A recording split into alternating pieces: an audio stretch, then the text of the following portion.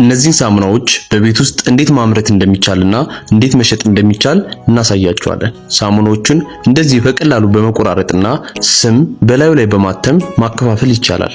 እንዲሁም ለመሸጥ፣ ለመቸርቸር፣ በቤት ውስጥ ለመጠቀም በአረፋውና በማጽዳት ኃይሉ እጅግ በጣም የተመሰከረለት ነው። አሰራሩን አሁን እናሳያችኋለን። በቅድሚያ የሚያስፈልጉን ነገሮች ሞራ ወይም የእንስሳት ስብ ካልሆነ ደግሞ ዘይት እናዘጋጃለን። በላዩ ላይ ቀለም በመጨመር በደንብ እናቀላቅላለን።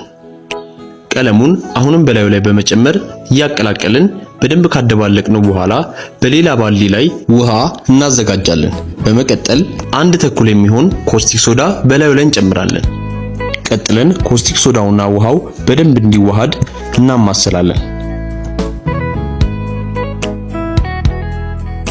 በመቀጠል 1 ኪሎ ግራም የሚሆን ግላውበል ሳልት በላዩ ላይ እንጨምራለን። ቀጥለን በደንብ እናማስልና እናቀላቅለዋለን። ሁለቱ ኬሚካሎች በሚገባ ከተቀላቀሉ በኋላ 1.2 ml የሚሆን ሶዲየም ሲልኬት በላዩ ላይ እንጨምራለን። ሲልኬቱ በደንብ እንዲቀላቀል እናማስላለን። ቀጥለን ያዘጋጀነውን ሽታ ወደ ሞራው እየጨመርን እናቀላቅላለን። በመቀጠል በባልዲ ያዘጋጀነውን የኮስቲክ ሶዳና የግላውበል ሳልት ውህድ ወደ ሞራው እንጨምራለን። ቀስ በቀስ እየጨመርን እናማስላለን። በመቀጠል 300 ሚሊ ሊትር የሚሆን ሰልፎኒክ አሲድ በላዩ ላይ እንጨምራለን። በዚህ ጊዜ ኬሚካሉ ቀለሙን እየቀየረና እየወፈረ ስለሚመጣ ይህንን መልክ ይይዝልናል።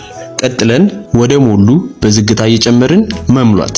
ልብ ይበሉ፣ አጠቃላይ ኬሚካሎችንና ስልጠናን እኛ ጋር ማግኘት ስለሚችሉ እዚህ ላይ ባለው ስልክ ቁጥር እየደወላችሁ ማዘዝ ትችላላችሁ።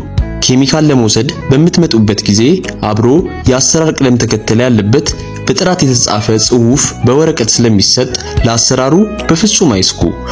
ይህን በመሰለ ሁኔታ እየቆራረጥን በሳሙና ቅርጽ እናወጣዋለን። በዚህ ጊዜ ስም በላዩ ላይ በማተም ወደ ገበያ ማውጣት ይቻላል። ላካፈልናችሁ ሚስጥራዊ መረጃ ላይክ በማድረግ ኮሜንት ላይ እናመሰግናለን ብላችሁ በመጻፍ አበረታቱን።